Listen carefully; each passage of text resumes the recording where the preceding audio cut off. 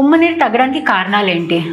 ఉమ్మనీరు తక్కువ ఉండటం అంటే ప్రెగ్నెన్సీ ముందుకు వెళ్ళే కొద్దీ మేము కౌంట్ చేసుకుంటూ ఉంటాము, ఎంత అమౌంట్లో ఉమ్మనీరు ఉంది, బేబీ గ్రోత్ ఎలా ఉంది, వెయిట్ ఎలా ఉంది, ఇవన్నీ చూసుకుంటూ ఉంటాం క్యాల్కులేషన్. ఉమ్మనీరు 7 to 8 సెంటీమీటర్స్ ఉండాలి, లేదా 9 to 10 సెంటీమీటర్స్ ఉండాలి, ఈ వీక్స్ ఆఫ్ ప్రెగ్నెన్సీలో ఇంత ఉండాలి అని చూసుకుంటాం.